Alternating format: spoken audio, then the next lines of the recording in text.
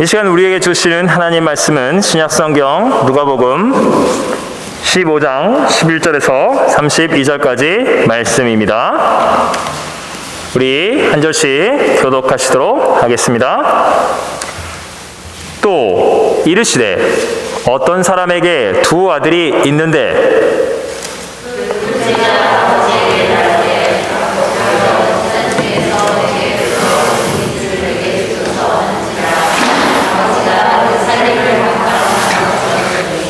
그 후 며칠이 안 되어 둘째 아들이 재물을 다 모아가지고 먼 나라에 가 거기서 허랑방탕하여 그 재산을 낭비하더니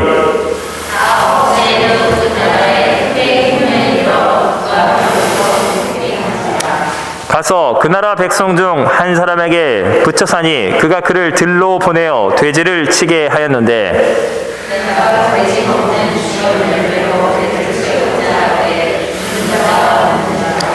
이에 스스로 돌이켜 이르되 내 아버지에게는 양식이 풍종한 품꾼이 얼마나 많은가. 나는 여기서 주려 죽는구나.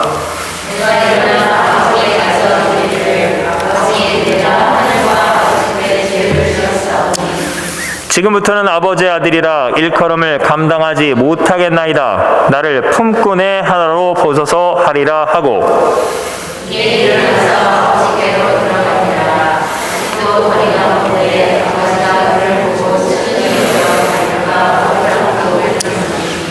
아들이 이르되 아버지 내가 하늘과 아버지께 죄를 지었사오니 지금부터는 아버지의 아들이라 일컬음을 감당하지 못하겠나이다 하나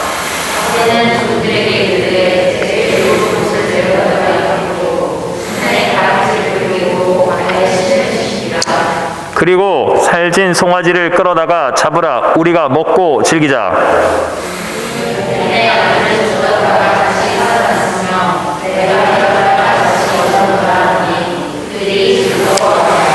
마다들은 밭에 있다가 돌아와 집에 가까이 왔을 때 풍악과 춤추는 소리를 듣고 대답하되 당신의 동생이 돌아왔음에 당신의 아버지가 건강한 그를 다시 맞아들이게 됨으로 인하여 살찐 송아지를 잡았나이다 하니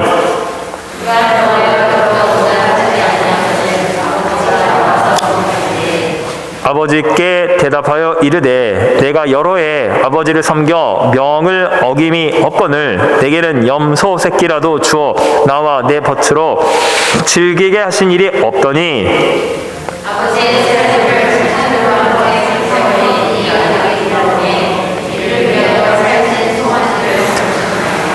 아버지가 이르되 너는 항상 나와 함께 있으니 내 것이 다 내 것이로다.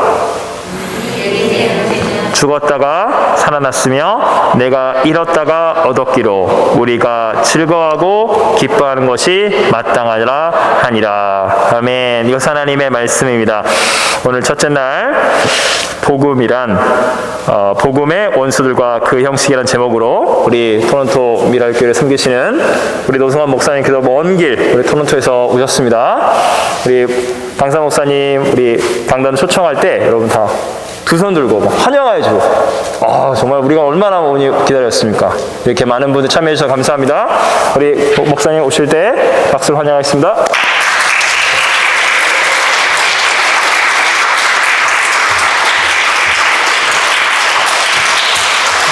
네, 감사합니다. 좀 마스크 벗어도 되는 거죠? 예.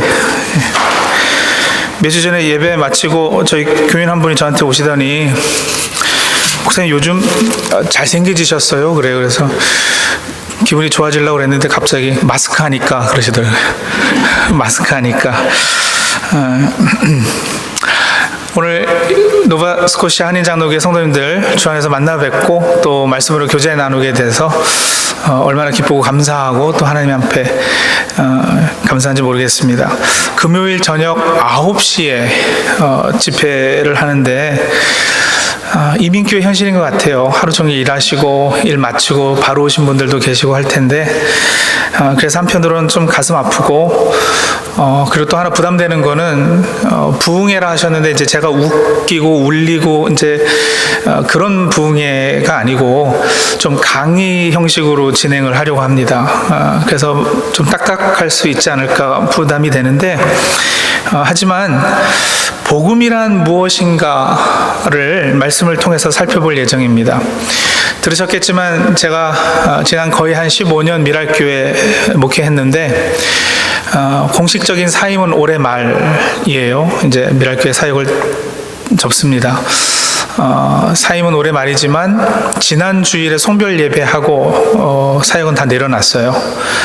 근데 이제 저보고 지난 15년 목회 가운데 가장 성도들에게 전했던 중요한 메시지, 말씀 정리해서 핵심으로 말씀하시자면 뭐가 있겠습니까? 어떤 말씀 하시겠습니까? 여쭤보신다면 저는 이번 집회하게 되는 이 내용이라 그렇게 자신 있게 말씀드릴 수 있어요. 그래서 그 정도로 저는 중요하게 생각하는 그런 메시지입니다. 그래서 지치고 피곤하시고 하겠지만 우리 같이 말씀으로 큰 은혜 나누는 시간 되기를 원합니다. 갈라디아서 2장 14절을 먼저 한번 보실까요? 갈라디아서 2장 14절입니다.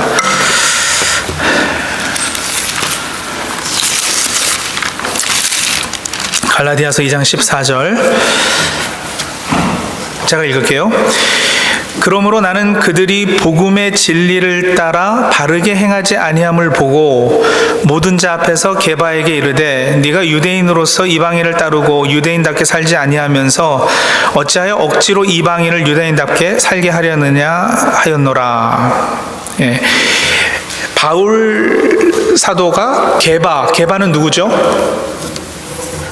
베드로 수제자 아니겠어요? 예수님의 제1제자 베드로를 책망하고 꾸짖는 장면이에요. 상상이 가시나요? 감히 바울이 나중에 늦게 들어온 후배가 선배인 베드로를 책망하고 꾸짖습니다. 뭐라고 꾸짖느냐? 베드로가 이방인들하고 같이 음식을 먹고 있었는데 할례자들은 이제 유대주의자들이죠. 유대인들이 오니까 두려워서 떠나 물러갔다라는 거예요.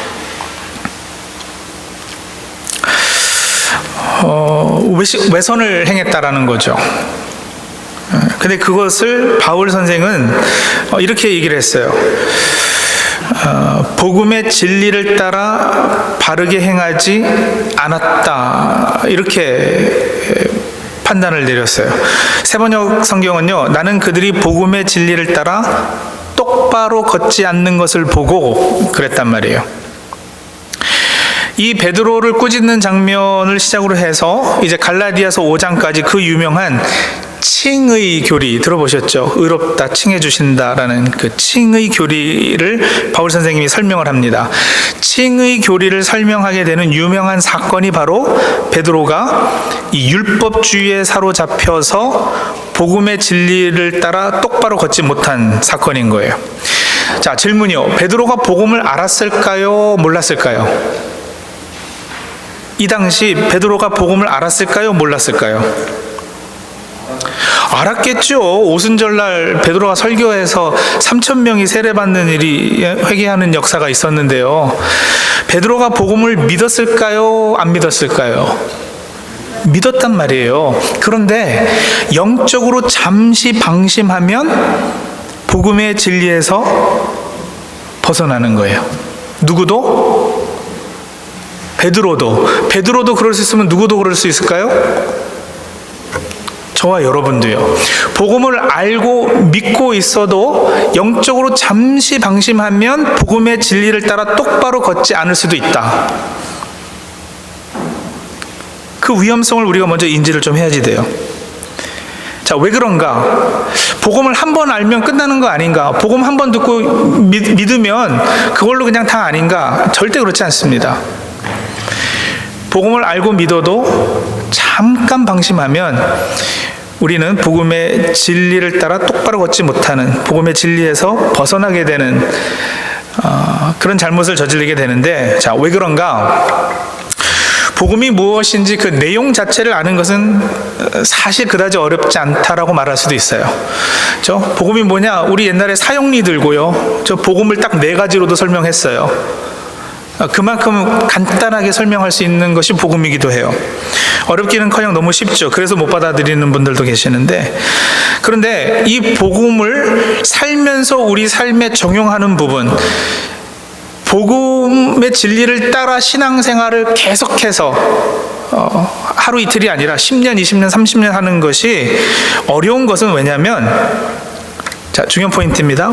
복음은 우리의 자연스러운 본성과 어긋나기 때문입니다. 자연스러운 것이 아니에요. 익숙한 것이 아니에요. 오른손잡이가 왼손으로 밥을 먹고 글을 써야 된다면 여러분 얼마나 부자연스럽겠어요. 저는 오른손잡이인데요. 가끔 치매 예방에 도움이 된다 그래가지고 제가 왼손으로 젓가락질을 가끔 해요. 그래가지고 그 콩 하나 잡으려고 막 거의 한 1분은 노력해야 겨우 하나 먹고 이러거든요. 그래도 뭐 치매 예방에 도움 된다니까 자꾸 왼손을 사용 한번 해보려고 노력을 해요. 근데 그러다가 뭐 밥 먹다가 누구랑 얘기하다 보면은 젓가락은 어느 손에 와 있을까요? 바른 손에 와 있는 거예요. 우리의 본성에 어긋난다라는 것이 그런 의미예요. 오른손잡이인데 왼손 쓰려니까 부자연스럽고 잠깐 생각 안 하고 있으면 다시 오른손에 젓가락은 잡혀 있는 거죠. 손가락을 이렇게 한번 깍지를 껴보세요. 껴보세요. 네. 자, 오른손 검지가 위로 와 있는 분, 왼손 검지가 위로 와 있는 분, 네, 거의 반반이에요. 그죠? 자, 반대로 한번 해보세요. 자연스러워요? 부자연스러워요? 부자연스럽죠? 근데 어떤 분은 왼손 검지가 위로 와 있는 게 익숙하기 때문에 그게 편한 거예요. 근데 저 같은 경우도 그렇게 하면은 어색해요. 여러분, 우리한테 익숙한 게 있단 말이에요. 부자연스러운 것이 있고. 근데 복음이라는 것은 우리에게 있어서 익숙한 것이 아니에요.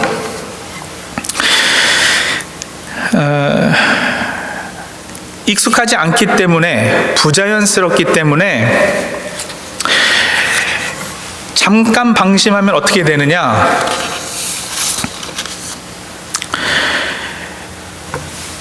이쪽 아니면은 이쪽으로 치우치게 돼 있어요. 복음의 진리를 따라 똑바로 걷지 못하면 이쪽 아니면 이쪽으로 치우친다. 뭐 좌파냐 우파냐 그 얘기하는 거가 아니고요. 오늘 제목 보시면 복음의 원수들 그랬잖아요. 복음과 반대되는 거. 복음의 진리를 따라 똑바로 걷지 못하면 복음의 원수가 2개가 있어요. 복음의 원수 되는 것. 이쪽 아니면은 저쪽. 초대교회 그 교부들 중에 철치 파더리라고 불리는 교부들 중에 AD 150년경에 사셨던 털툴리언이라는 분이 계셨는데요. 복음은 2 강도 사이에 십자가에 못 박혀 있다 이렇게 표현을 했어요. 이 2 강도, 이 2 원수에 대해서 이제 잠깐 얘기하려고 그래요. 복음의 진리를 따라 똑바로 걷지 못하면 일로 치우치거나 절로 치우치는데 이 2 원수, 2 강도, 예수님이 그 가운데 십자가에 못 박혔다 이렇게까지 표현했는데 이 2 원수가 누구냐? 한 강도의 이름은 율법주의라는 강도이고요. 또 다른 강도의 이름은 반율법주의라는 강도입니다. 율법주의로 치우치거나 반율법주의로 치우치거나, 왜? 그게 본성에 편하거든요. 우리의 타고난 죄된 본성에 율법주의가 편한 거예요. 또 반율법주의가 편한 거예요.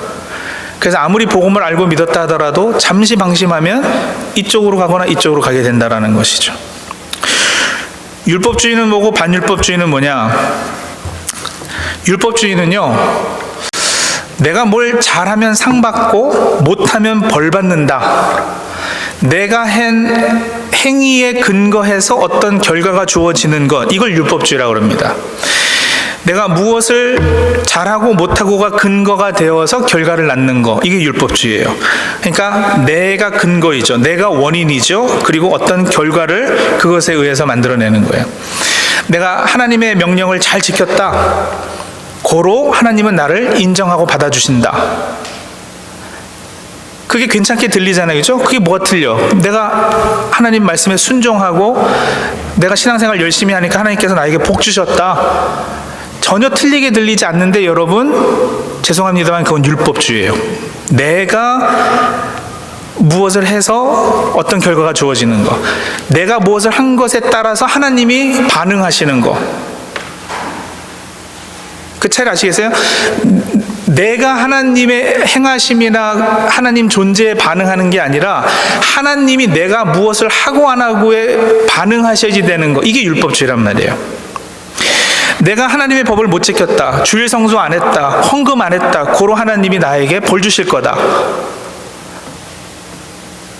내가 이렇게 교회도 안 나가고 이러니까 분명 차 사고 날 거야. 이런 생각들이 여러분 다 우리 종교성, 타고난 본성이죠. 종교성이 거기서 나오는 거고 율법주의지. 이거는 복음이 아닙니다.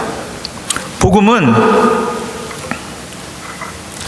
하나님께서 이미 나를 그리스도 예수 안에서 받아들이시고 인정하셨다고 선언합니다. 그러므로 그 은혜가 감사해서 내가 하나님께 순종하고 하나님 섬기고 말씀을 지키기 위해서 노력을 하는 거죠. 그러니까 하나님이 먼저 하신 일이 근거가 돼서 내가 그것에 반응을 하는 거지, 그 반대가 아니란 말이에요. 복음의 진리가 동기가 되고 원인이 되어야지 되는 거예요. 그러니까 예를 들어서 여러분, 제가 학부 때 그 회계학 전공을 했어요. 비즈니스 쪽 회계학 전공을 했는데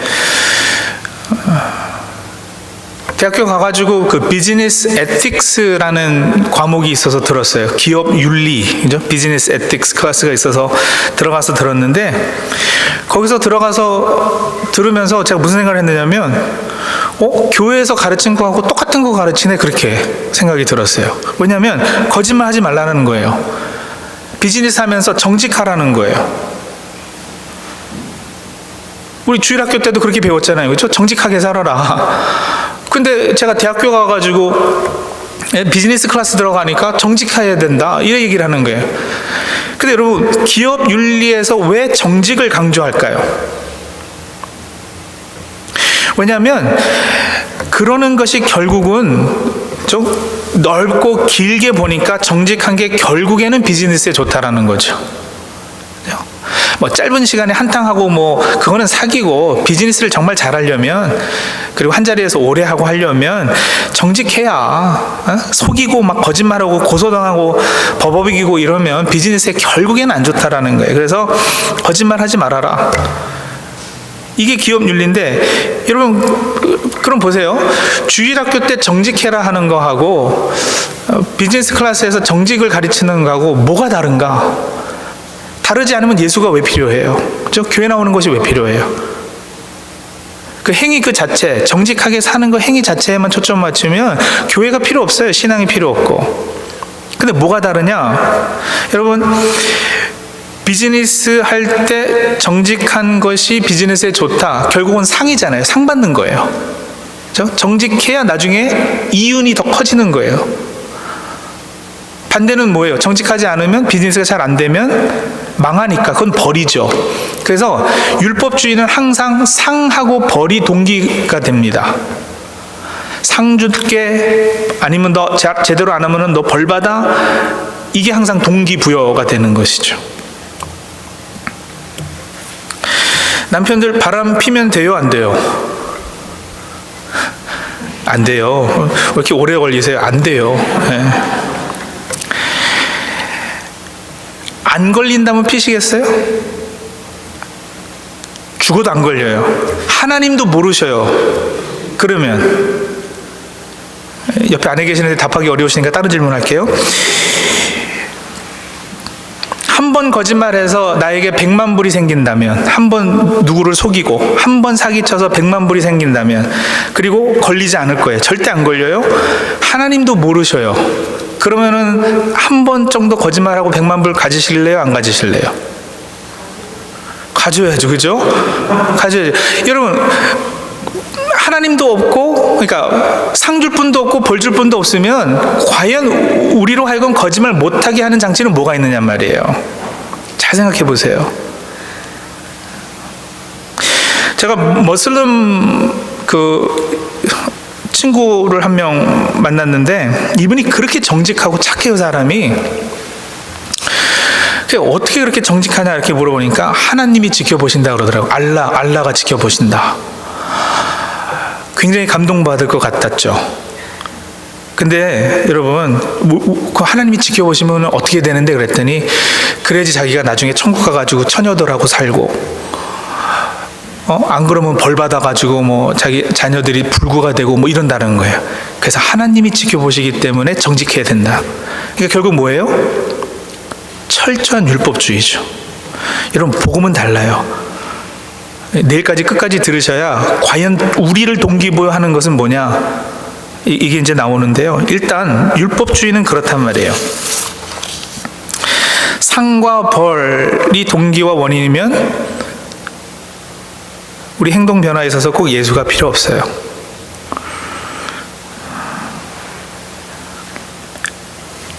율법주의의 뿌리는 나예요. 내가 주인이 되는 거예요. 내가 무엇을 하고 안 하고에 근거해서 어떤 결과가 주어지는 거예요. 반율법주의는 그럼 뭐냐? 반율법주의는, 자, 우리가 그렇게 얘기하잖아요. 이제 예수 그리스도를 구주로 고백하고 예수 믿으면, 여러분, 우리가 죽으면 천국 가요, 지옥 가요? 천국 가요. 그렇죠? 예수 믿었으니까 천국 가요. 그러면 이제는 무슨 짓을 해도 천국 가죠. 그렇죠? 천국 가는 거 캔슬 안 된다고 그렇게 배우잖아요. 그 진짜 그래요. 그러면 여러분, 무슨 짓을 해도 천국 가면은 뭐 하나님 율법이 필요 없네요. 그죠? 법 지키고 명령 지키고 살 필요 없네요. 이렇게 얘기하게 되는 거죠. 예수 안에서 하나님께 나는 이미 인정받았으니 이제는 뭐 막 살아도 되겠네요. 그보다 조금 더 양심적인 사람은 죄 짓고도 뭐 하나님이 이미 다 용서하셨는데 죄송하기는 해도 그냥 죄송하다 그러고 넘기면 되지. 어쨌든 하나님은 또 용서해 주실 거니까. 그렇죠? 하나님의 용서의 능력을 굉장히 과신하는 분들이 계셔요. 죄가 좀 우습게 여겨지는, 법이 필요 없다라는, 그렇죠? 법 안 지켜도 괜찮다, 하나님 명령 안 지켜도 우리 천국 가는데 지장 없다 하는 것이 무법주의, 반율법주의 혹은 율법 폐기론자라 이렇게 부르는 거예요. 율법주의의 기준이 공이면은요, 반율법주의는 사랑을 기준 삼아가지고 하나님은 사랑이시기 때문에 뭐든지 다 용서하시고 하나님은 관용의 하나님이시다, 이런 얘기 하는 거예요. 그래가지고 철저히 율법주의 교회에서는 조그만 죄를 져도 계속 비난하고 비판하고 정죄하고 이게 강하고요. 반율법주의 성향이 강한 교회들이나 신앙은 무슨 죄를 지어도 다 괜찮아, 그냥 다 받아줘, 다 하나님 다 용서하시니까. 둘 다 맞는 것 같지만 둘 다 틀릴 수도 있는 거예요. 그럼 뭐가 기준이 돼야지 되고 뭐가 옳은 거냐, 그런 이야기를 좀 하자는 거죠. 과연 무엇이 우리 신앙을 동기부여해야지 되고 무엇이 우리로 하여금 복음의 진리를 따라 똑바로 걸어서, 복음은 여러분 율법 폐기가 아니거든요. 복음이 동기가 되어야 사실은 율법을 지켜도 제대로 지킬 수 있는 거예요. 율법의 정신을 지킬 수 있고요. 복음을 제대로 사용하면은 다릅니다. 고통과 어떤 역경, 어려움이 닥쳐오더라도요, 해석이 다릅니다. 율법주의는 어떤 어려운 일이 막 닥쳐오면은요, 내가 뭐 잘못한 게 있어서 하나님께서 벌 주시나 보다, 이 생각이 가장 먼저 들어요. 여러분, 신앙생활 하시면서 뭐 좀 어려운 일이 생기고 뭐 이러면은 하나님이 나한테 지금 벌하시나 저주하시나, 내가 뭘 잘못했지, 이 생각이 먼저 드시는 분은 내가 지금 율법주의 성향이 강하구나, 이렇게 생각하시면 딱 맞습니다. 내가 나쁜 놈이어서, 내가 뭘 잘못했, 근거가 뭐라고요? 나 자꾸 나 얘기하는 거예요. 내가 나쁜 놈이어서 하나님이 나한테 화를 내시는구나, 이렇게요. 반대로 어떤 나쁜 일이 생겼는데 율법주의자는 이렇게도 얘기해요. 아니, 내가 그렇게 교회 열심히 다니고 헌금도 많이 하고 했는데 하나님께서 나한테 이러실 수가 있어? 내가 도대체 뭘 잘못했어? 하면서 역시 내가 열심히 한 거, 내가 그동안 잘한 거, 교회에 어떤 업적이나 공로 세워놓은 거, 자기 의 드러내고, 그러면서 그걸 근거 삼아서 하나님께 화내는 거죠. 하나님이 어떻게 나한테 이러실 수가 있어요? 근데 그런 표현 자체가 다 율법주의에서 터져 나오는 것들이에요. 율법 폐기론자들, 반율법주의도 마찬가지예요. 어려움 당하면 하나님께 화내요. 사랑이 하나님이라 그러시더니 정말 사랑이 하나님이시면 어떻게 이 세상에 이렇게 악을 용납하시냐, 이런 비극 같은 일, 이런 일이 어떻게 나한테 닥치도록 그렇게 내버려 두시냐. 하나님은 전능하시지도 않고 하나님은 사랑의 하나님이시지도 않구나. 이제 그런 엉뚱한 결론들을 내리게 하죠. 복음의 진리를 따라 걷는 사람들은 그러면 어려운 일이 닥쳐왔을 때, 고통이 막 심각하게 어떤 시련을 당할 때 어떻게 해석을 하느냐? 이게 바른 해석이죠. 먼저 십자가를 생각합니다. 주 안에서 내 존재를 먼저 확인하는 거예요. 나는 예수 그리스도 십자가로 말미암아 구원받은 하나님의 자녀된 존재고, 그렇다면 이미 내가 받아야지 되는 모든 벌은 십자가에서 예수께서 다 받으셨는데, 여러분 그렇잖아요. 십자가가 형벌 사형 틀이잖아요. 형벌 받는 자리잖아요. 예수께서 내 죄를 다 짊어지시고 거기서 벌을 대신 다 받으셨잖아요. 그러면 하나님께서 지금 나를 벌하시는 것은 아니실 텐데, 이게 벌이 아니면 뭘까? 하나님은 내 아버지시고 나는 그의 자녀니까 이 고난과 역경을 통해서 나를 더 성장시키시고 성숙시키시려고 훈련시키시고 단련시키시는 거구나. 나를 지금 죽으라고 때리시는 거가 아니라 이런 과정을 통해서 정말 정금 같은 믿음 갖게 하시려는 거구나. 해석이 달라요. 그렇죠? 율법주의, 반율법주의는 고통, 역경, 어려움을 당하면 하나님께 화나거나 극도로 자신한테 잘못을 돌려서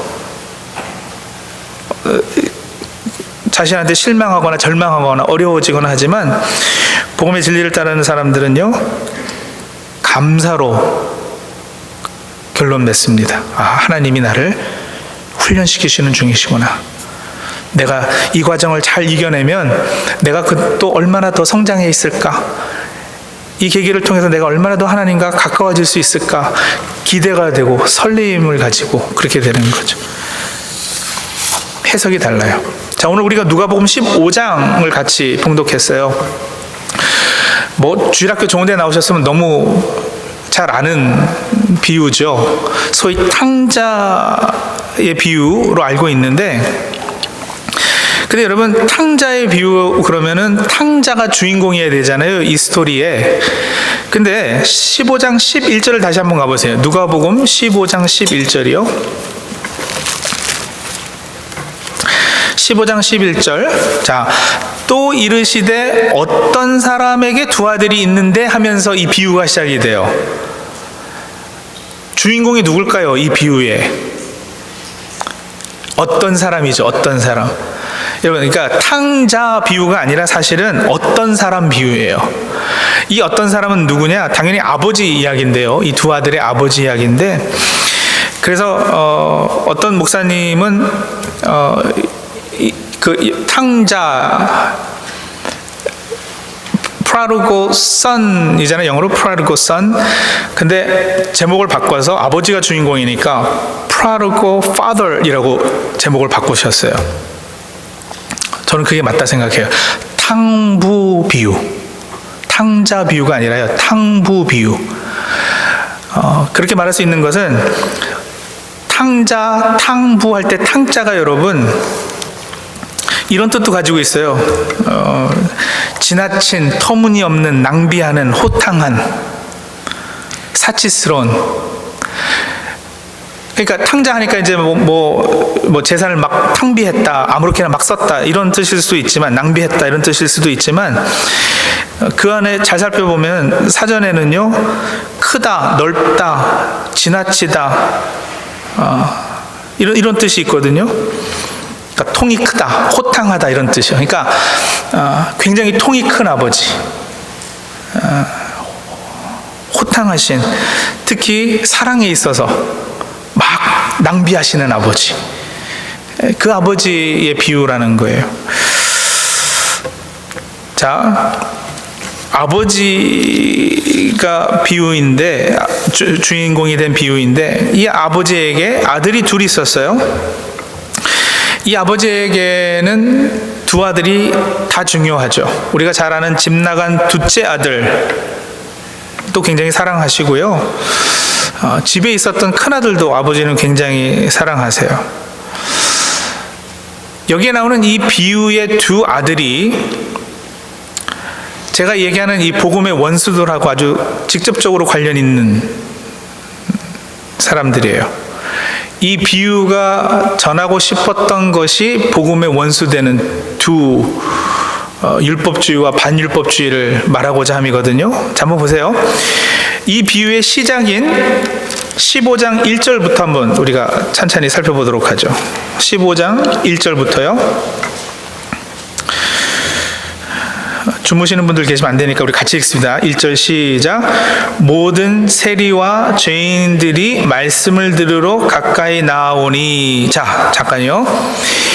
세리들하고 죄인들이 말씀을 들으러 가까이 나왔어요. 예수님께 나왔어요. 그죠? 그래서 한쪽에는 지금 누가 있어요? 세리들하고 죄인들이 있는 거예요. 자, 2절입니다. 같이 읽어요. 바리새인과 서기관들이 수군거려 이르되 이 사람이 죄인을 영접하고 음식을 같이 먹는다 하더라. 또 한쪽에는 누가 있어요? 바리새인과 서기관들이 있는 거예요. 한쪽에는 세리와 죄인들이 있고 다른 한쪽에는 바리새인과 서기관들이 있어요. 그리고 중간에 예수님이 계시는 거예요. 그죠? 자, 3절이에요. 예수께서 그들에게 이 비유로 이르시되, 여기서 그들이 누굴까요?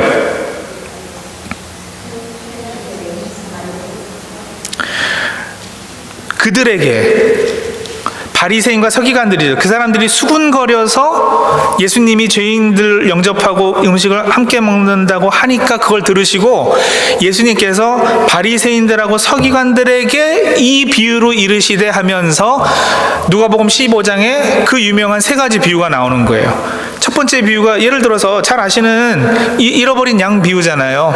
양 100마리가 있는데 어떤 사람이 100마리가 있는데 그 중에 하나를 잃으면 99마리를 들여두고 그 잃은 것을 찾아내기까지 찾아다니지 아니하겠느냐라는 것은 임플라이된 답이 뭐예요? 그런다 안 그런다? 그런다. 누가요?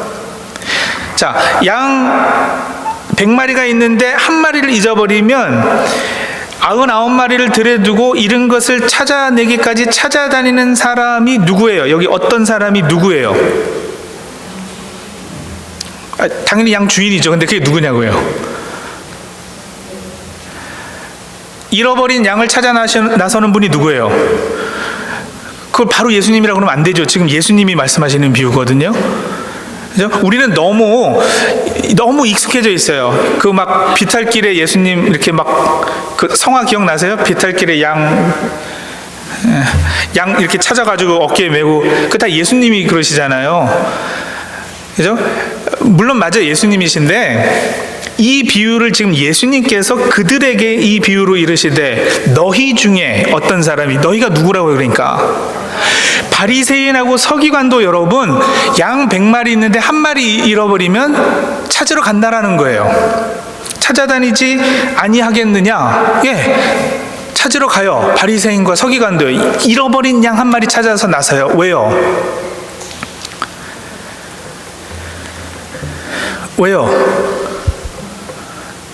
예, 어떤 분은 그 재산이니까, 자기 재산이니까, 예? 자기 재산 충나니까, 그것도 뭐 틀리지 않아요. 근데 예수님께서 여기서 말씀하시는 포인트는 뭐냐면, 보세요.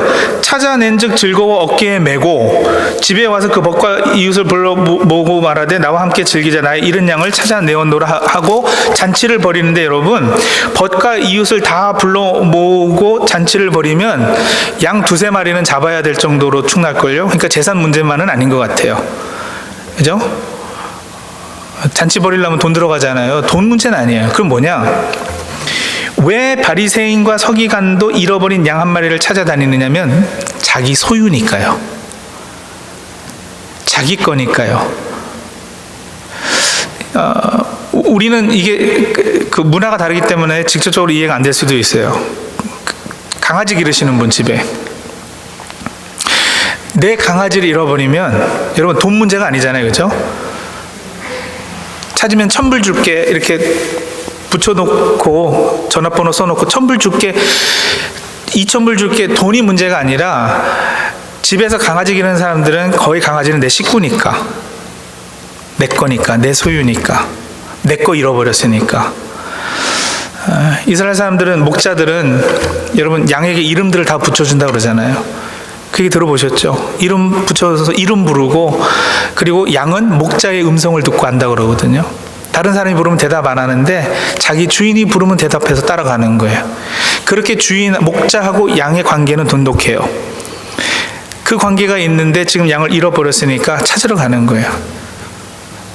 마찬가지로 지금 무슨 얘기예요, 예수님이? 나는 잃어버린 내 소유, 그게 누구요? 세리와 죄인들. 세리와 죄인들, 내 잃어버린 양을 찾아서 왔는데 니네들이 뒤에서 수군거리고 쟤네들이랑 밥 먹는다고 뭐라고 그러고 그러면 되겠느냐? 지금 그 말씀하시는 거거든요.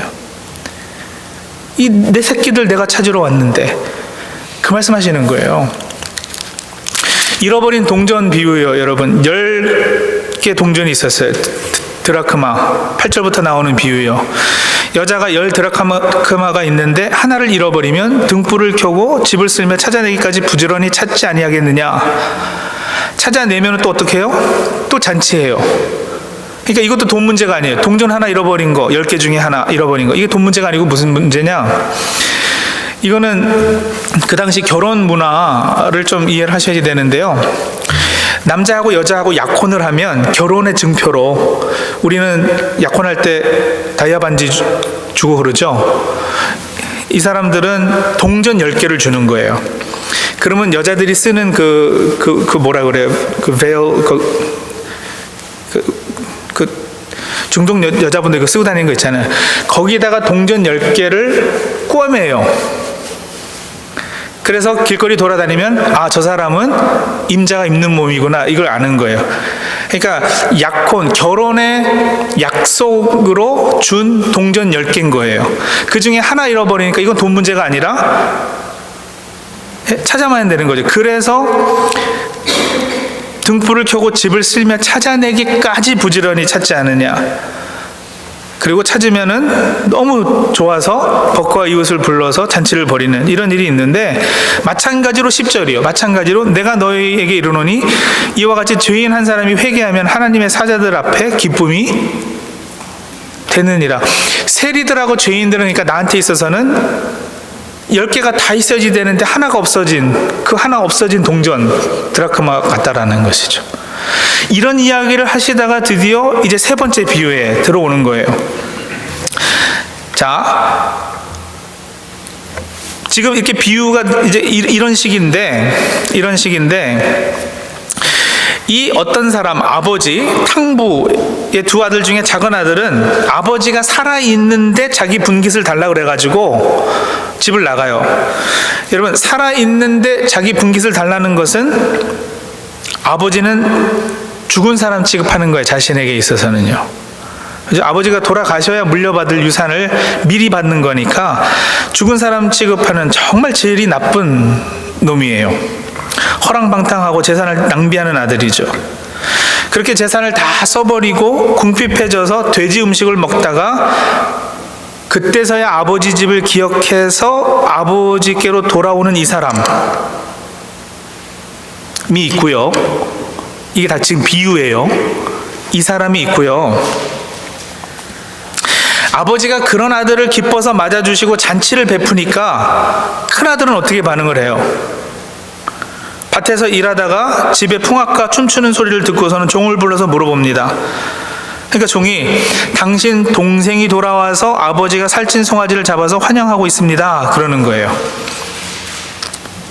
동생이 돌아왔으면은 정상적인 집안이면 좋아야 되지 않겠어요? 저 집 나간 동생이 살았나 죽었나도 모르고 있는데 돌아왔으면 좋아야지 되는데 28절 보세요. 28절.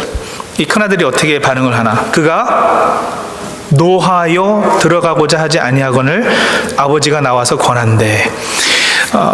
이 큰아들이 화가 난 것에는 몇 가지 이유가 있을 거예요. 당시 문화로는요, 아들이 둘 있으면 큰아들은 아버지 재산의 3분의 2를 물려받게 돼 있고 작은 아들은 3분의 1을 물려받게 돼 있어요. 근데 작은 아들이 지금 3분의 1을 이미 가지고 가서 다 써버렸죠. 근데 다시 돌아와서 아버지가 아들로 받아주면 큰아들이 받아야 했던 3분의 2에서 다시 또 3분의 2, 3분의 1을 나눠야 되는 거예요. 무슨 계산이 빠르신 분들은 아시겠죠? 그러면 큰아들은 자기 몫이 줄어드니까 그것 때문에 화가 났을 수도 있고, 그거보다 더 큰 심각한 이 아들이 스스로 받은 상처는 뭐냐면 이거예요. 보세요. 29절이요. 아버지께 대답하여 이르되 내가 여러 해 아버지를 섬겨 명을 어김이 없거늘 내게는 염소 새끼라도 주어 나와 내 벗으로 즐기게 하신 일이 없더니. 자, 여러 해 동안 아버지를 섬겨 명을 어김이 없거늘, 법을 어긴 적이 없어요. 그렇죠? 집안에 있어요. 집안에서 아버지 말씀 잘 들었어요. 근데 명을 어기지 않는, 아버지 말씀을 잘 들은 이유가 뭐예요? 동기부여가 뭐였어요? 뭐라고 불평하는지 들어보면 되잖아요. 내게는 염소 새끼라도 주어 나와 내 벗으로 즐기게 하신 일이 없더니. 상이에요. 상을 바라고 집안에서 명을 어김이 없을 정도로 아버지한테 그렇게 잘했는데, 내가 그렇게 열심히 했는데, 내가 그렇게 희생했는데 나에게는 돌아오는 것이 이것뿐입니까? 지금 이러는 거잖아요. 자, 보세요 여러분, 비유라고 그랬어요. 작은 아들은 아버지 필요 없어요. 아버지 말씀, 아버지 명령, 고리타분해요. 듣기 싫어요. 그냥 집 나갈래요. 그래가지고 나가서 방탕하게 아버지 없이, 아버지 말씀 없이 살았던 사람이에요. 큰아들은 집에서 아버지 명을 어김이 없는데 상을 바라고 그랬던 아들이에요. 여러분, 작은 아들은 누구를 비유할까요? 이 이야기에서 세리와 죄인들이고요. 큰아들은 누구를 상징할까요? 누구를 비유할까요? 바리새인과 서기관들이죠. 그렇죠? 바리새인과 서기관들은 뭐요? 상을 기대하고 내가 잘한 것을 자꾸 내세우고 불평하는 율법주의자들이고요. 세리하고 죄인들은 아버지 없이, 아버지 명령 없이 그냥 편해지려고 나가서 막 살아도 되네 했던 반율법주의자 상징인 것이죠. 복음의 두 원수, 율법주의, 반율법주의.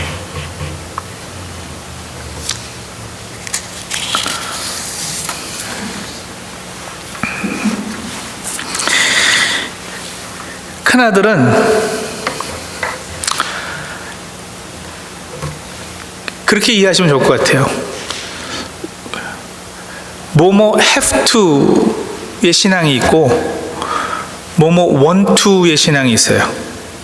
have to, I have to go to church, I have to 헌금, I have to 11조, have to, 꼭 해야만 하는. 왜? 그래야 상 받으니까. 왜? 그래야 벌 안 받으니까. I have to. 이 큰아들이 그랬었던 거예요. 그래서 신앙은 여러분 have to 여서는 안 되고요, want to여야지 돼요. I want to go to church, I want to 헌금 more. 내가 스스로 원해서 안 하고는 못 배기겠는 걸 하고 싶은 걸 어떻게 그래야 되거든요. 근데 복음은 그렇게 할 수 있도록 동기부여해 준단 말이에요.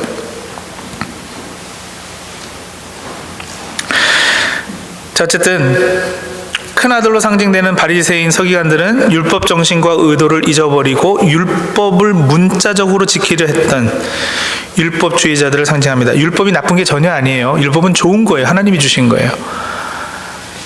율법 정신은 좋은 것인데 율법주의는 나쁜 것이에요. 작은 아들은 율법 같은 것은 신경도 쓰지 않는 아버지 집에 있는 것조차 견디지 못하는 반율법주의를 상징해요. 율법주의, 반율법주의가 위험한 것은 이 둘이 다 자기 자신이 주인이 되려는 노력이기 때문에 그래요. 하나님 필요 없어. 내가 원하는 대로 하고 살래. 내가 주인이 되고자 하는 거예요. 하나는 믿음 생활 잘하는 것 같지만 아니요. 내가 한 것에 근거해서 하나님이 반응하시기를 바라니까 내가 주인이 되는 거예요.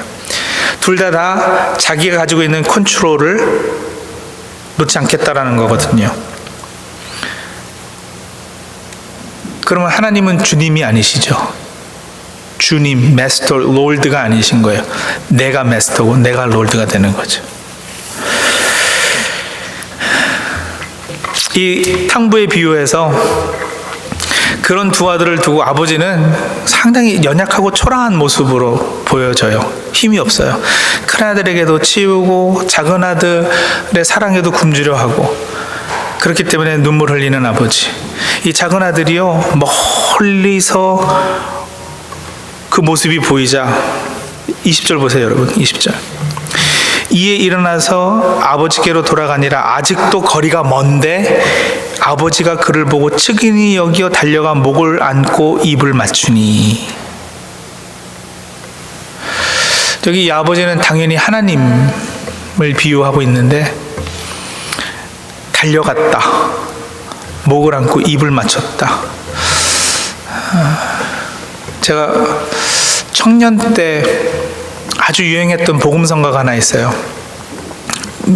미국 분이 작곡 작사하신 건데 제목이 When God Ran이에요. When God Ran. 하나님이 달리셨을 때, 하나님이 뛰셨을 때, When God Ran. 근데 이 본문 가지고 그 복음성가를 만들었거든요. 하나님이 달려오셨다. 하나님이 벌떡 일어나시더니 달려오셨다. 아직도 먼 거리에 있는 아들을 보고 달려오셨다. 여러분, 우리 하나님이 이런 하나님이시거든요. 그래, 그 아들이 돌아오면 목을 안고 입을 맞춰주고, 잘 왔다, 잘 왔다. 작은 아들이 행한 대로 갚으면, 여러분, 공평하게 갚으면 작은 아들은 가망이 없어요. 근데 하나님은 은혜로 대해주시잖아요. 잘 왔다, 잘 왔다. 하나님은 불공평하신 하나님이에요. 우리를 향해 그 사랑이 치우쳐 계신 하나님. 제가 예전에 불공평하신 하나님이라는 제목으로 설교했어요. 성도님들이 깜짝 놀라셨어요. 하나님이 불공평하시다니요. 처음에 막 그러시더라고요. 한참을 설교하고 설교가 끝났는데도 못 알아듣고 하나님이 어떻게 불공평해요? 막 이러시더라고요. 그래서 제가 무슨 얘기를 했느냐면, 여러분, 하나님이 공평하시면 저나 여러분이나 다 지옥에 떨어져야 돼요. 그죠? 죄의 싹은 뭐다? 사망이다. 죄 진 대로 갚아지면 사망이에요. 그죠? 내가 행한 대로 갚아지는 걸 뭐라 그래요, 여러분? 그걸 공평이라고 그래요. 하나님이 공평하신 하나님이면 내가 죄 진 대로 그냥 갚아주셔야지 되잖아요. 그럼 우리는 다 사망이에요. 그런데 죄 진 대로 갚아지지 않았어요. 그죠? 내가 행한 건 죄밖에 없는데 하나님은 은혜로 우리를 구원해 주셨어요. 죄는 내가 졌는데 사망이 아니라 생명이 주어졌어요. 그래서 여러분, 하나님이 공평하신 하나님이 아니시고요. 그렇다 하나님이 이렇게 불공평하시냐? 아니, 그게 아니고요. 이렇게 불공평하시다. 이거 알아들으시나 모르겠네. 이게 공평이죠? 근데 사람들은 내가 하나님이 불공평하다 그러니까 이렇게 불공평하신 걸로 생각을 했어요. 편애하시고 뭐 이런 걸. 아니요, 하나님은 이렇게 불공평하세요. 우리한테 훨씬 잘해 주셨어요. 그거를 교회에서 뭐라 그러냐? 그걸 은혜라고 그러죠. 은혜. 큰아들도 하나님께서 여기 적어도 이 비유에서는 혼내지 않으셔요. 혼내지 않으셔요. 31절 보세요. 아버지가 이르되 예 너는 항상 너와 함께 있으니 너는 항상 나와 함께 있으니 내 것이 다 네 것이로되 이내 동생은 죽었다가 살아났으며 내가 잃었다가 얻었기로 우리가 즐거워하고 기뻐하는 것이 마땅하다 하니라. 상벌 이미 다 주었는데 사실은요. 내게 다 네 건데, 그죠? 내 건 네 거고 네 건 네 거고 이건데 왜 그거 못 알아듣고 욕심 내 가지고 그렇게 스스로 어렵게 자신을 만드느냐 이런 말씀하시는 거예요. 자, 여러분 이게 복음의 두 원수입니다. 그죠? 복음의 원수들, 율법주의, 반율법주의. 자, 그럼 복음의 원수들은 아셨는데 그럼 이제 정확히 답해야 되지 않겠어요? 복음은 그럼 뭡니까? 복음은 뭡니까? 오늘은 복음의 형식까지만 이야기하고 내일 이제 복음의 내용에 들어가서 더 말씀을 드릴게요. 자, 복음의 두 원수. 뭐는 복음이 이건 아니다. 복음은 저것도 아니다. 그럼 자, 복음이 뭐냐? 자, 복음을 제대로 알기 위해서는 여러분 복음의 형식, 복음의 형태를 아는 것이 복음의 내용을 아는 것만큼이나 중요합니다. 무슨 얘기냐? 예를 들어서 여러분 제 친구가 저한테 야, 너 살 좀 빼라. 너 살 안 빼면 오래 못 살아. 이렇게 얘기를 해줬어요. 그럼 제 친구가 지금 저에게 뭘 해줬습니까? 뭐 해준 거예요? 너 야, 살 좀 빼. 너 살 안 빼면 오래 못 살아. 뭐 한 거예요? 충고죠? 충고, 조언. 네. 만약에 살 빼라고 한 게 친구가 아니라 의사면은요, 전문가면. 제가 병원에 갔는데 의사가 막 박사학위가 2개나 있는 스페셜리스트가 살 빼세요. 안 그러면 당신 죽어요. 이러면 뭐예요? 네? 처방, 진단, 예, 그것도 되네요. 경고일 수도 있고요, 그죠? 뭐 처방, 진단, 경고 다 좋아요. 예. 만약에 저희 부모님께서 저한테 같은 말씀을 하셨어요. 승환아, 살 좀 빼라. 이건 뭐예요? 잔소리. 예. 아니면 뭐 훈계일 수도 있겠고요. 타이름일 수도 있겠고. 제가 군인인데 군대 사령관이 저한테 너 살 좀 빼 이러면 그건 뭐예요? 명령. 자, 보세요, 여러분. 누가 누구한테 어떤 말을 할 때 여러 형식으로, 여러 형태로 그 말이 전해질 수 있어요. 충고로, 조언으로, 경고로, 잔소리로, 명령으로, 훈계로, 그죠? 자, 그럼 복음은 뭘까요? 복음의 형식은 뭘까요?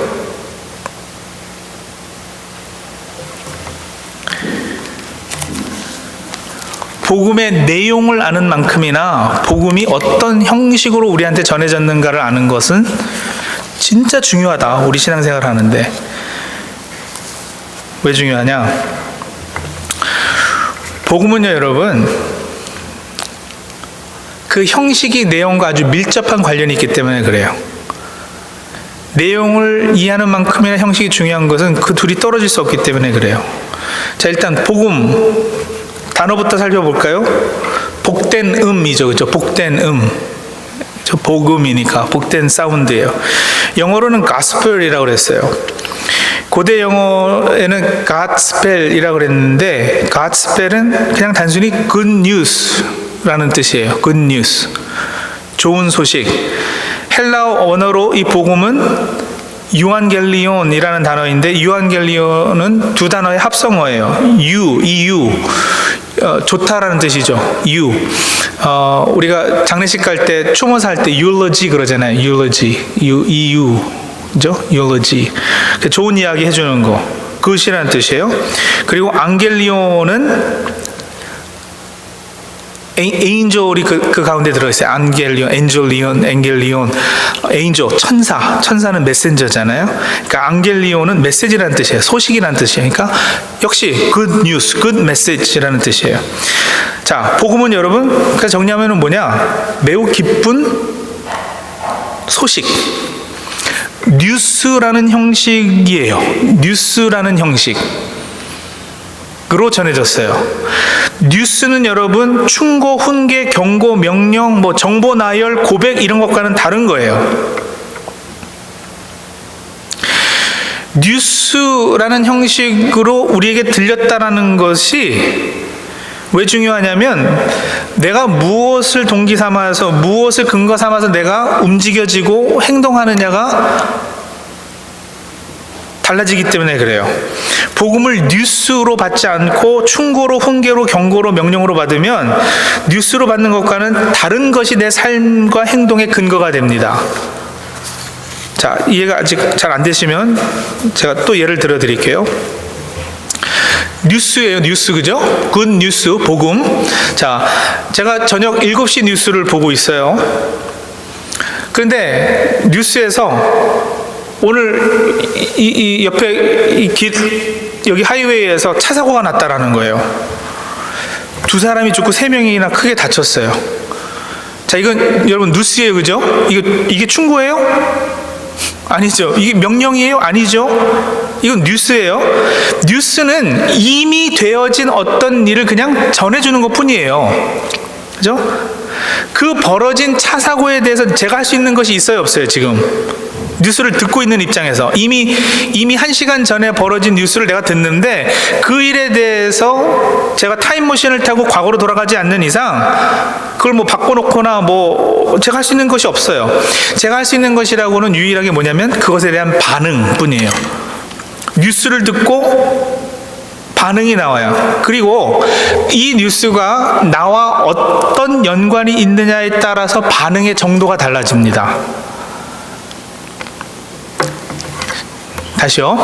어떤 뉴스가 들렸는데 이 뉴스가 나랑 어떤 상관이 있느냐에 따라서 내 반응의 정도가 달라져요. 자, 2명이 죽고 3명이 크게 다쳤대요. 1시간 전에. 제가 저녁을 먹으면서 이 뉴스를 들었어요. 어떻게 반응할까요? 그냥 일반적으로 그런 뉴스 들으면 어떻게들 반응하세요?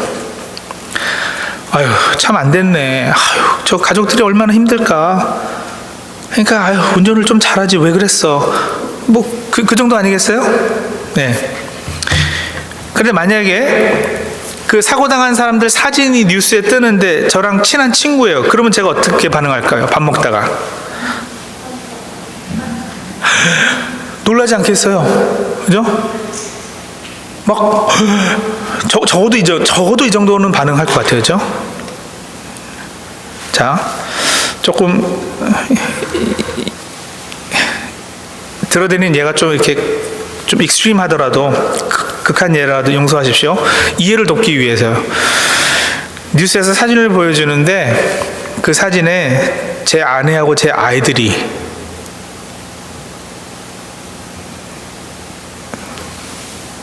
사진에 나왔어요. 제 아내하고 아들이 죽고 같이 탔던 친구들 셋이 다쳤다. 제가 어떻게 반응할까요? 아유, 참 안 됐네. 아유, 근데 운전 잘하라고 그랬잖아, 그러니까. 하면서 밥 먹어요? 그럴 수 있을까요? 그러지 않을걸요? 까무라치든지, 믿기지가 않아가지고 한참 부정하든지, 정말 강심장이면 그래도 한번 알아보려고, 저게 사실인지 알아보려고 막 전화를 돌려보든지. 여러분 무슨 얘기인지 아시겠죠? 나와 이 뉴스가 얼마나 밀접한 관련이 있느냐에 따라서 내 반응의 정도가 달라진다고요. 전혀 생판 모르는 사람들이면 밥 그냥 먹을 수 있어요. 안 됐네 하고 먹을 수 있어요. 근데 내 새끼가 저렇게 당했으면 여러분, 제가 거기서 기절해버리죠. 뉴스에 나왔는데 사실일 텐데 어떻게 제정신이겠어요, 사람이. 자, 여러분, 제가 지금 배드 뉴스를 가지고 예를 들어드렸어요. 복음은 뭐라고요? 굿 뉴스라고요. 굿 뉴스인데 이게 나랑 어떤 관련이 있다고요? 예수 그리스도께서 하나님이 세상을 이처럼 사랑하사 독생자 예수를 보내셔서 내 죄값을 담당하게 하시고 십자가에 못 박혀 피 흘려 죽으심으로 내 죄가 사함받고 내가 영생을 얻게 되었다. 여러분, 내 영생이 달려있는 문제예요. 여러분, 영생은 그냥 오래 죽지 않고 오래 사는 걸 영생이라 그런 게 아니에요. 그렇죠? 하나님은 시간과 공간을 초월해 계시는 분인데 우리가 영생하면 이터널 라이프 맨날 시간으로만 생각을 하는데 아니요. 영생은 여러분 하나님의 라이프예요. 영원하신 그분의 라이프. 그 하나님의 생명이 나에게 주어졌다라는 거예요. 그렇죠? 그 생명력이 나에게 부어졌다라는 이 영생의 기쁜 소식을 우리가 들었는데 복음이 제대로 들리면 내가 가만히 있을 수 있겠어요? 죄와 사망으로 지옥에 떨어져 죽어야 되는 사람이 여러분 이제 영생을 얻게 하나님의 라이프를 덧입게 되었다라는데 그 소식을 듣고 어떻게 가만히 있어요? 가만히 못 있으니까 여러분 어떤 사람은 아프리카로 선교사로 뛰쳐나가고 어떤 사람은 그 삶이 뒤집어져 가지고 평생 주님 섬기고 살겠다라고 헌신하는 거고 거기서부터 여러분 뭐예요? 감사가 터져 나와서 그것이 그 사실이 동기부여 돼가지고 신앙생활 열심히 하고 하나님 율법이 나쁜 게 아니라니까요. 율법주의가 문제지 율법의 정신이 왜 나빠요? 우리를 위해 주신 말씀이고 우리 보고 제대로 살려고 주신 법인데 이거 지키려고 그래서 우리가 노력하는 거고 그렇죠? 그 감사가 복음이 동기부여해서 내 삶이 바뀌게 되는 거죠. 내가 반응하는 거예요.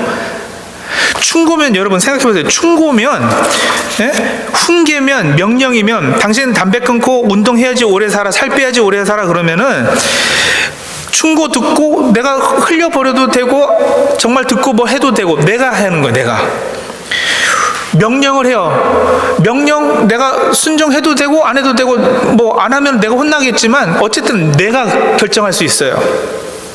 그렇죠? 잔소리 100번 해봐야 내가 바뀌나? 어쨌든 내가 주인이에요. 그런데 뉴스는 다르다니까요. 뉴스는 이미 되어진 어떤 일이기 때문에 내가 그것에 대해서 뭔가 해볼 수도 없고 그래서 복음은 여러분 방향이 인사이드 아웃이 아니고요. 인사이드 아웃은 율법주의예요. 항상. 그죠? 복음은 방향이 아웃사이드 인입니다. 그걸 조금 어려운 말로 이제 자력 구원, 내가 노력해서 뭔가 구원을 이뤄보려는 하나님께 가까이 나아가려는 그게 다 자력 구원이에요. 근데 아니요, 기독교는 타력 구원이거든요. 하나님께서 예수 그리스도의 십자가를 통해서 이미 이루신 그 일, 그것만이 근거가 돼서 내가 그것에 반응해서 내 삶이 변화되어지고 그 감격과 감사로 인해서 내가 말씀 순종하며 살겠다라고 결단하고 겉으로 보면 똑같을 수 있어요. 신앙생활 이 사람도 헌금하고 이 사람도 헌금해요. 이 사람도 주일에 와가지고 성가대 쓰고 저 사람도 주일 와가지고 찬양대 해요. 똑같아요. 겉으로 보기에는. 그런데 그 속을 들여다보면 내가 이렇게 열심히 하니까 하나님 나한테 복 주시겠지 그 생각으로 하는 분도 계시고 그 율법주의고 그죠? 복음이 동기부여되면 십자가 나같이 더럽고 추악한 이런 죄인을 살려주신 그 은혜 이걸 어떻게 할까? 이거 뭐 100번을 다시 살아도 갚지 못할 이 은혜 어떻게 할까? 하면서 감사함으로 찬양대 서고 봉사하고 헌금하고 여러분 이 신앙생활에 겉으로 보이는 모습은 비슷할지 몰라도 그 내용은 너무나도 다른 거죠. 너무나도 다른 거예요. 회개해라, 순종해라, 착하게 살아라, 앞으로 잘하겠다고 약속해라. 예, 교회에서 그렇게 가르쳐요. 그 부분이 분명히 있어요. 성경 많이 읽으십시오. 기도 열심히 하십시오. 주일 성수하시고 헌금도 많이 하십시오. 교회에서 많이 듣는 이야기들이지만, 많이 듣는 가르침들이지만 정확히 얘기하면 그거는 복음은 아니에요. 복음은 아니에요. 그건 충고일 수도 있고 경고일 수도 있고 명령일 수는 있어도 뉴스는 아니잖아요. 하나님의 말씀에는 여러 형식들이 있어요. 예. 하나님이 명령하신 적도 있으시고 하나님이 우리를 타이르시는 적도 있으시고 훈계도 하시고 그죠? 여러 형식이 있어요. 그러나 복음만큼은 여러분 뉴스로 들렸다라는 거예요.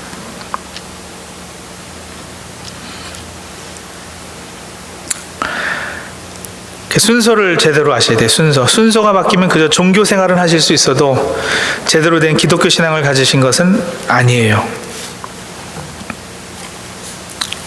순서 중요한 이야기입니다. 우리는 너무 그동안 율법주의 틀에 익숙해져서 신앙생활을 해왔어요. 특히 한국 교회가 그 성향이 굉장히 강했어요. 가지고 우리 옛날에 부흥회 가거나 목사님들 오시면 설교할 때 흔히 들었던 표현들이 그런 표현들이에요. 그냥 다 기도 열심히 하고 오래 하고 이러면은 복 받아요. 자식들 잘 될 거예요. 교회에서 열심히 봉사하면은 사업 잘 될 거예요. 11조 하면 복 받는다. 맞다 틀리다.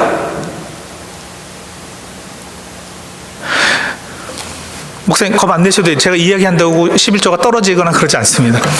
자, 11조 하면 복 받는다. 맞다 틀리다. 네? 틀리다. 네. 틀리다.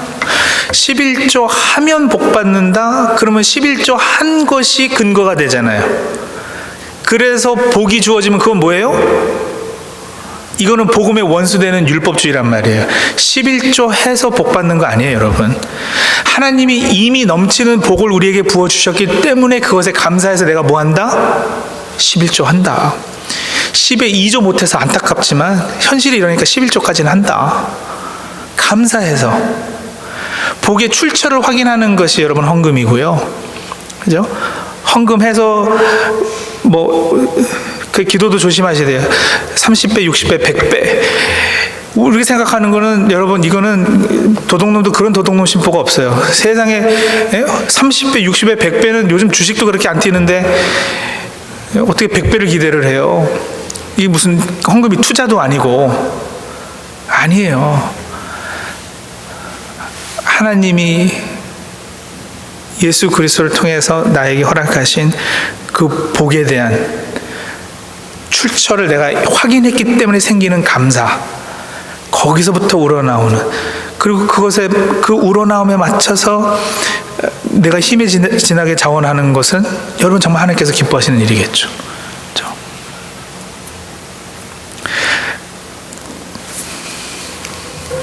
그렇게 했는데 어떤 물질의 복이 주어진다?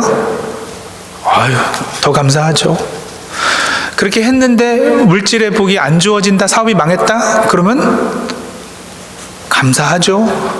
감사하죠. 왜요? 그런 또 역경을 통해서 어떻게 해요? 아, 내 신앙의 레벨이 또 한 단계 업그레이드 되겠구나. 그 기대를 가지니까. 그러니까 범사에 감사할 수 있는 거예요. 기독교는 항상 기뻐할 수 있고요.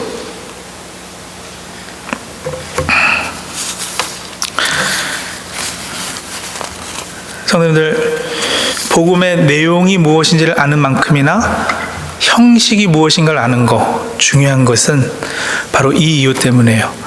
뉴스라는 형식으로 복음이 우리한테 들린다면, 그렇죠? 그것에 대해서 내가 반응할 수밖에 없다라는 거, 내가 반응이 아니라 내가 근거가 되어서 무엇을 하거나 안 하거나 하면 이거는 복음의 두 원수, 율법주의나 반율법주의일 수밖에 없다라는 거. 오늘은 거기까지만 확인하죠. 오늘 이 내용 가지고 우리 그저 잠시만 묵상하고 기도하는데요. 성도들 그동안 어떻게 신앙생활 하셨는지 한번 본인 스스로 질문하고 한번 따져보셨으면 좋겠습니다. 오늘 이야기한 중에서 저게 내 모습이었는데 하고 찔리는 부분들은 없으셨어요? 내가 율법주의 성향이 혹시 강하진 않는가? 이런 생각 안 드셨어요? 오늘 이 자리에 앉아 계신 분들은 제 생각에는요, 반율법주의보다는 율법주의 성향이 오히려 강하실 수 있는 위험성들이 크신 분들인 것 같아. 그죠? 반율법주의 성향이 강하신 분들은 아예 이 자리에 안 나오시겠죠. 그래서 나오신 분들한테 자꾸 꾸짖는 것 같고 잘못하고 있다고 말하는 것 같고 그래서 좀 죄송하긴 합니다만, 근데 여러분 이 문제 정말 중요하거든요. 정말 복음이 근거가 된, 하나님께서 우리를 향해 하신 그 사랑의 행위가 근거가 된, 하나님이라는 존재가 근거가 된 신앙생활, 그것에 내가 반응하는 신앙생활, 그래서 신앙생활이 자유롭고 기쁘고 감사함이 넘치고 하는 것과 내가 이만큼 해놓고 하나님께서 왜 나 이만큼 했는데 나한테 이런 좋은 일들, 이런 복들 안 주시나고 늘 불평하고, 좀 나쁜 일이 있으면 하나님 도대체 나한테 이러실 수 있느냐고 맨날 따지고 하는 신앙생활하고는 그 질이 다른 거예요. 한번 스스로에게 질문해 보시고, 그동안 내가 율법주의나 반율법주의로 신앙생활을 하고 있었다면 하나님 그동안 복음의 원수된 방향으로 복음의 진리를 따라 똑바로 행하지 못하고 그렇게 한쪽으로 치우쳤습니다. 죄송합니다. 복음이 이제 다시 한번 저에게 복된 소식으로 들리게 하옵소서. 그렇게 기도하면 좋을 것 같아요. 여러분, 좋은 소식이 나한테 들렸다고 생각해 보세요. 뉴스가 어떻게 가만히 계시겠어요? 영생이 나에게 주어졌다니까요. 제가 전에 이 주제로 설교할 때는 그런 이야기도 들어드렸어요. 한 500만 불 복권 맞았다는 뉴스가 들리면 여러분 어떻게 반응하시겠느냐? 그 자리에 가만히 앉아 계실 수 있겠느냐? 여러분, 이 세상에서 우리가 뭐 한 500만 불 복권 맞아도 가만히 못 있고 막 펄쩍펄쩍 뛰고 우리가 보일 반응이 상상이 되잖아요. 그런데 어떻게 복음이 제대로 들렸다면 여러분, 옛날에 살던 삶을 그대로 살고 변함없이 살고 짓던 죄 그대로 짓고 어떻게 주의 일에 헌신하지 않고 어떻게 이 복음 다른 사람들에게도 전할까, 어떻게 이 기쁨을 나눌까 고민하지 않고 사실 수 있는가? 그런 모습이 없다면 여러분, 지금 내가 복음의 진리를 따라 똑바로 행하고 있지 않다는 증명일 수밖에 없어요. 우리 그런 부분들 좀 반성하고 회개하고 하나님 앞에 다시 하나님 복음이 제 귀에 크게 들릴 수 있도록, 확실하게 들릴 수 있도록, 먼 다른 누구에게 들리는 뉴스가 아니라 이건 나와 상관 있는, 나와 깊이 상관 있는 내 영생에 관련한 뉴스로 듣고 그것에 민감하게 반응하는 그런 우리 모습 되게 도와주옵소서. 우리 그렇게 기도하며 나가도록 하죠. 우리 잠시 묵상하며 기도하겠습니다.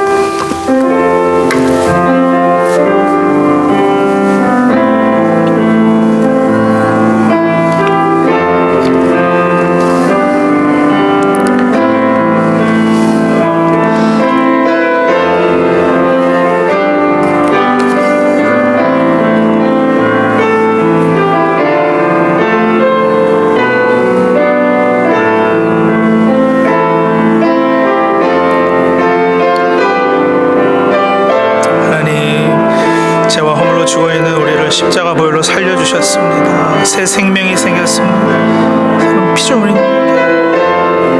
이 사실이 귀에 들리게 도와주시옵소서. 뉴스입니다. 상상할 수 없을 정도로 깊은 소식입니다.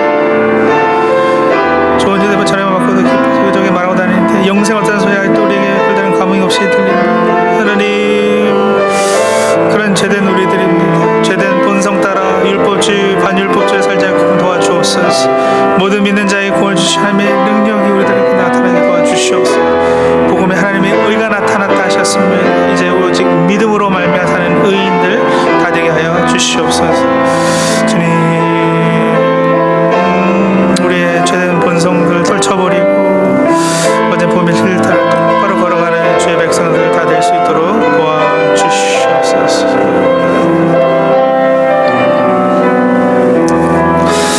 하나님, 죄와 허물로 이미 죽어있던 우리를 십자가 보혈로 살려주셨습니다. 새 생명이 우리들에게 주어졌습니다. 영생이 주어졌습니다. 우리의 삶이 더 이상 아니라 하나님의 생명이 우리들에게 주어졌습니다. 그런 새로운 피조물 되었는데 아버지 하나님, 상상도 할 수 없을 정도의 기쁜 소식인데도 아직도 삶이 변하지 않고 감흥이 없고 그것에 대한 감격이 없다면 하나님, 우리 귀가 막혀서일 것입니다. 우리 귀를 뚫어 주시옵소서. 이 뉴스가 우리 귀에 들리게 하여 주시옵소서. 좋은 휴대폰 전화기만 받고도 기뻐서 여기저기 말하고 다니고 자랑하는데 영생을 얻었다는 소식으로도 우리 삶은 아직 변하지 않습니다. 하나님, 우리는 이런 신앙생활들 돌아볼 수 있도록 도와주시고, 혹이라도 율법주의에 치우쳤다면, 혹이라도 반율법주의에 치우쳤다면 이제 회개하고 돌아설 수 있도록 도와주시고, 모든 믿는 자에게 구원 주시는 하나님의 능력, 복음을 제대로 들을 수 있도록 역사하여 주시옵소서. 아버지 하나님, 이제 우리가 사는 것은 오직 믿음으로 말미암아 산다 하셨습니다. 그런 의인들 되게 도와주시옵소서. 아버지 하나님, 이번 집회를 통해서 복음이 무엇인지, 복음이 어떻게 우리에게 능력이 되는지를 다시 한번 말씀을 통해 확인하고 또 묵상하고 그것에 대해서 반응하려 합니다. 말씀에 대한 우리의 반응이 올바를 수 있도록 성령님 역사하여 주시옵소서. 예수님의 이름으로 감사하며 기도합니다. 아멘.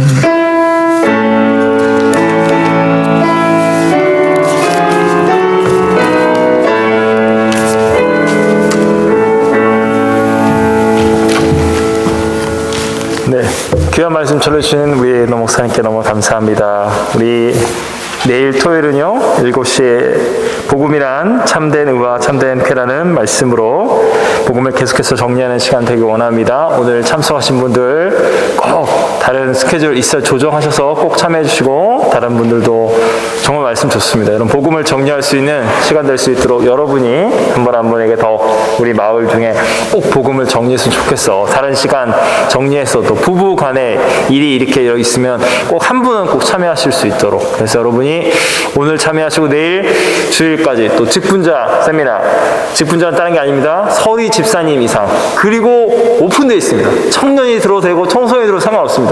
말씀을 듣고 이것이 교회에 필요한 거구나, 모두에게 열려 있습니다. 오픈 강의입니다. 네, 그래서 여러분이 기도해 주시고 또 내일도 말씀을 삼아하시고 자리를 지켜주시기를 부탁드리겠습니다. 네, 이상 짧은 광고 마치고 우리 축도는 목사님께서 해주시고 오늘 첫 번째 날 집회를 마치도록 하겠습니다.